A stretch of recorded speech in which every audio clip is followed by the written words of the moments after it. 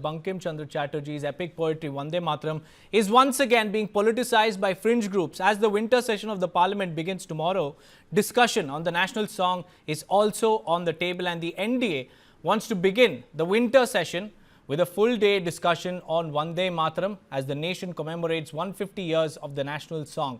And the government also wants to discuss the full recitation of the national song after Prime Minister Narendra Modi said that the removal of significant verses from the song in 1937 was a precursor to India's partition. Vande Mataram से जुड़ा एक और विषय है जिसकी चर्चा करना उतना ही आवश्यक है। आजादी की लड़ाई में वंदे मातरम की भावना ने पूरे राष्ट्र को प्रकाशित किया था, लेकिन दुर्भाग्य से 1937 में वंदे मातरम के महत्वपूर्ण पदों को, उसकी आत्मा के एक हिस्से को अलग कर दिया गया था। वंदे मातरम को तोड़ दिया गया था, उसके टुकड़े किए गए थे। वंदे मातरम के इस विभाजन ने देश के विभाजन के बीज भी बो दिए थे। राष्ट्र निर्माण का ये महामंत्र, इसके साथ ये अन्याय क्यों हुआ, ये आज की पीढ़ी को भी जानना जरूरी है, क्योंकि वही विभाजनकारी सोच देश के लिए आज भी चुनौती बनी हुई है। And the opposition, on the other hand, wants to discuss voter list revision exercise being carried out by the Election Commission in 12 states and union territories. And it is also peeved at the fact that opposition MPs have been informed by the Rajya Sabha Secretariat not to use Vande Mataram and Jai Hind in the parliament like slogans, so to maintain the dignity of the song. भाई पहले तो राज्यसभा की bulletin में वंदे मातरम और जय हिंद को ना बोलने जाने की हिदायत दी जाती है। अब वो तैयार है चर्चा के लिए।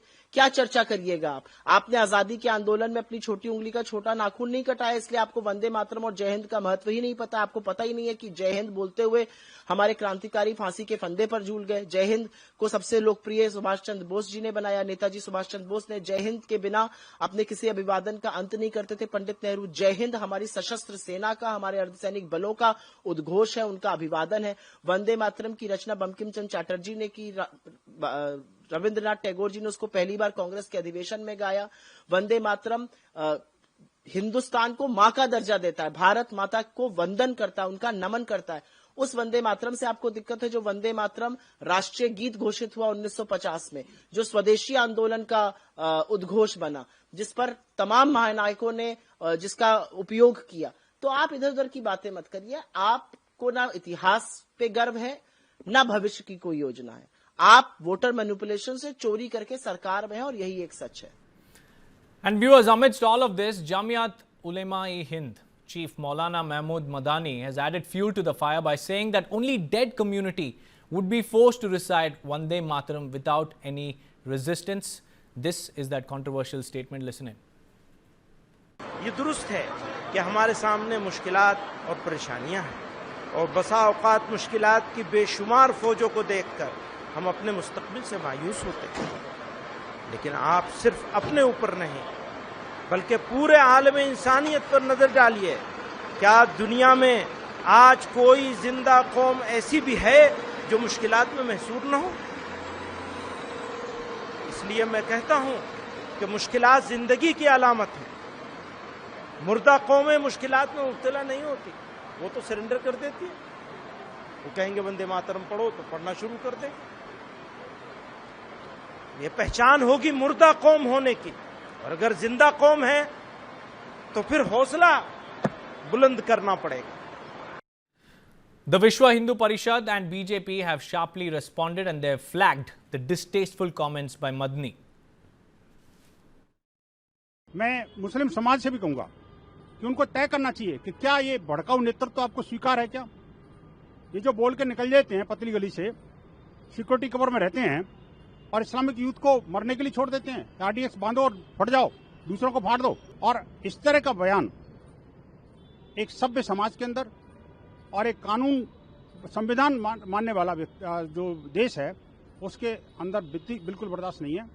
इनके विरुद्ध कठोरतम कार्रवाई सुनिश्चित किया जाना बहुत जरूरी है। जमीयत उलेमाए हिंद के प्रमुख मौलाना महमूद मदनी जी, जिन्होंने आज भोपाल में एक बहुत बड़े बैठक में जिस प्रकार से भाषण दिया है, वह न केवल भड़काऊ है अपितु देश को विभाजन की ओर लेने की उनकी कुचेष्टा है।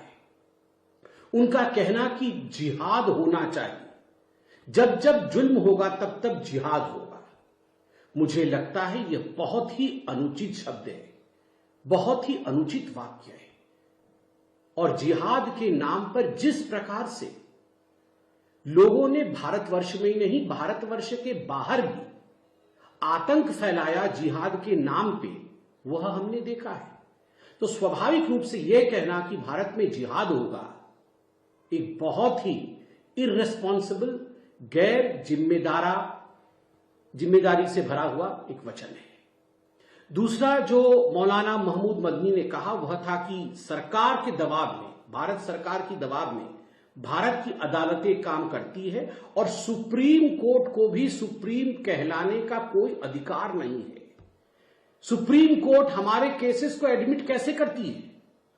सुप्रीम कोर्ट 3 तलाक पे सुनवाई कैसी करती है? सुप्रीम कोर्ट मंदिर मस्जिद वाले विषय पर सुनवाई कैसे करती है? इन विषयों पर बोलते हुए Viewers, Vande Mataram energized the entire nation against British till conservative Muslim leaders started to object to its verses. Written in 1870 by Bankim Chandra Chatterjee, it was first sung by Rabindranath Tagore at the 1896 Indian National Congress session and in 1905 during the Swadeshi movement.